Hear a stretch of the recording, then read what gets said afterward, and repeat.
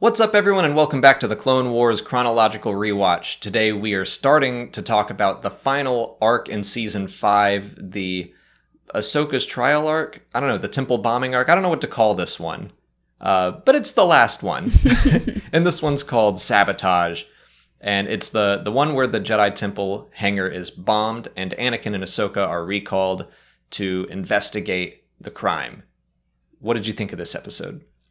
This episode, I'm enjoying getting to see when Jedi are detectives, and at first when we were watching this, we didn't remember a lot of what happened, and we were like, they just got to their destination barely because of other complications, but then they're called back all the way back to Coruscant because they're like, you guys are the only people that we can get to do this, and we were both like, what?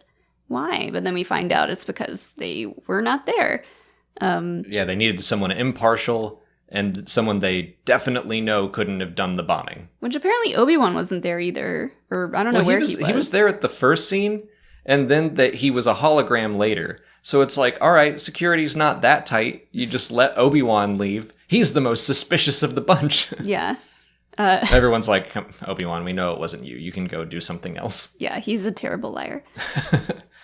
Well, I think that first scene, the opening sequence, is really to set up, how far Ahsoka has come as a Jedi, where she is left on her own. Anakin is knocked unconscious, and she has to save him. And does a great job, and he's impressed by her. I think that's just setting up that side of their relationship and compare it back to how she was in season 1. Mm-hmm. And that's important for future episodes in this arc. Yeah.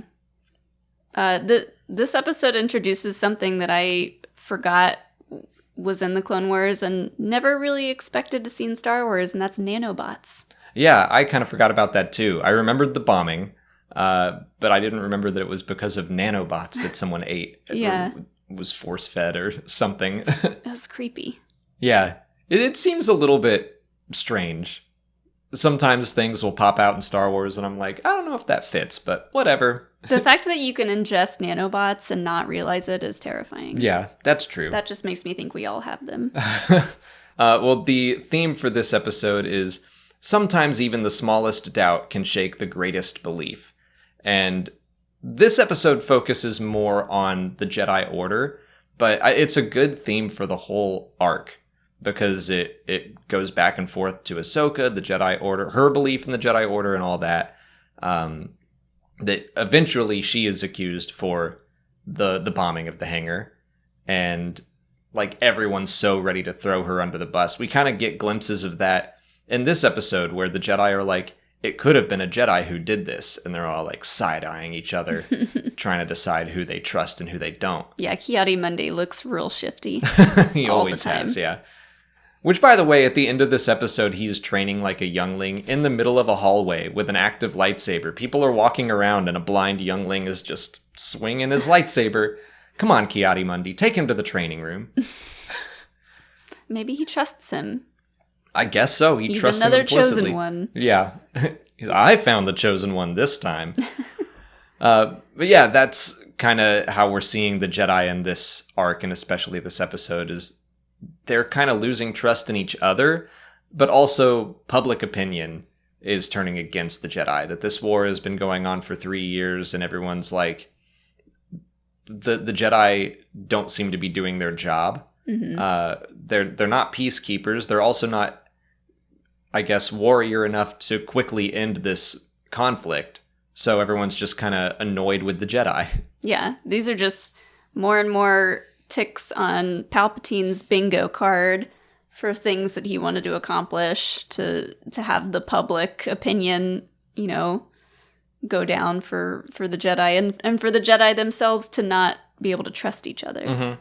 And I definitely think that this was part of his plan from the get-go, is that we'll get this army, we'll make the Jedi lead them, and basically go against their code. So he's taking these once, they were up on a pedestal, the Jedi Knights, everyone viewed them as wow, great warriors, but also peacekeepers and monks, spiritual leaders, whatever. But now they're kind of humanized, and they're like, they're not that great. They don't even follow their own code. They're not peacekeepers. They just keep fighting. And yeah, we see it in the movies as well, where in episode 2, Mace says something like, we're peacekeepers. We're keepers of the peace, not soldiers. Mm-hmm. And then you jump to episode 3, and it's like, nope, they're soldiers. And Mace is like, the Chancellor of the Republic is too dangerous to be kept alive, so I'm going to kill him. Like, Palpatine, what he wanted, it worked. He brought the Jedi down to a human level, to a point where people are like, yeah, screw the Jedi. Mm-hmm. Which, man, it's really an impressive feat on Palpatine's part.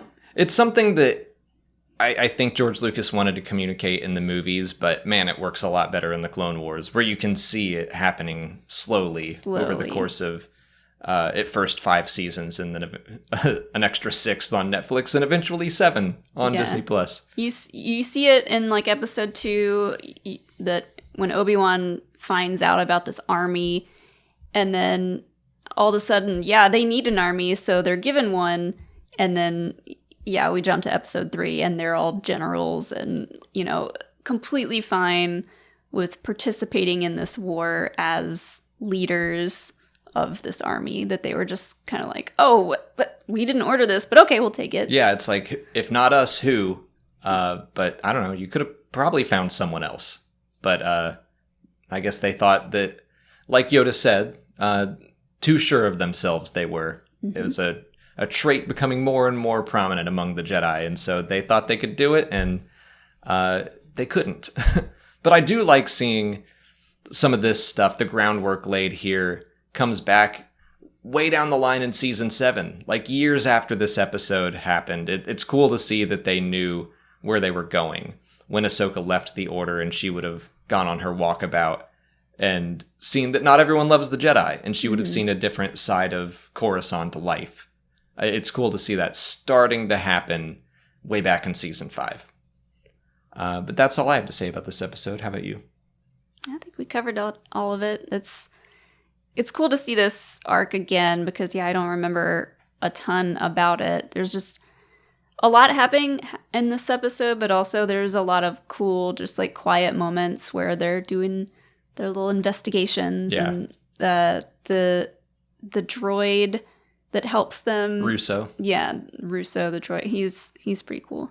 I did love the investigation stuff, like the holograms replaying the explosion and stuff. Very cool technology. Oh, yeah, they had some like Iron Man tech going on. Yeah, definitely Tony Stark helped install the Jedi Temple technology. Mm-hmm. But that's going to be it for today. Next time, we'll cover The Wrong Jedi. But until then, please like this video, subscribe to the channel. Follow us on Twitter, Instagram, Facebook, and TikTok. And consider checking out our Patreon page. As always, thanks for watching, and may the Force be with you.